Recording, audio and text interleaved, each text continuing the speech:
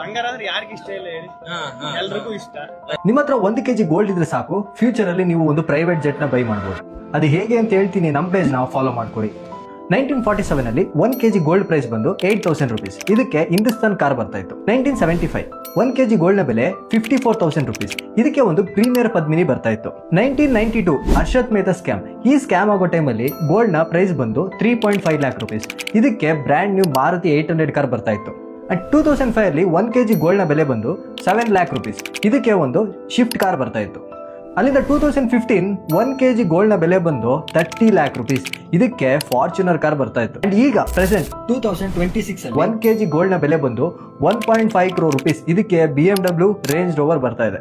2060 1 kg gold ನ ಬೆಲೆ ಬಂದು 30 to 40 crore ಆಗೋ ಚಾನ್ಸಸ್ ಇರುತ್ತೆ. ಇದಕ್ಕೆ ಹೇಳಿದ್ದು 1 kg ಗೋಲ್ಡ್ ಇದ್ರೆ ನೀವು ಫ್ಯೂಚರ್ ಅಲ್ಲಿ ಒಂದು ಪ್ರೈವೇಟ್ ಜೆಟ್ ನ ತಗೋಬಹುದು ಅಂತ. ಈಗ ಗೊತ್ತಾಯ್ತಾ ನಮ್ ದೊಡ್ಡವ್ರು ಯಾಕೆ ಹೇಳ್ತಾ ಇದ್ರು ಇಷ್ಟು ದಿವಸ ಚಿನ್ನ ಮತ್ತೆ ಭೂಮಿ ಮೇಲೆ ಇನ್ವೆಸ್ಟ್ ಮಾಡಿ ಅಂತ.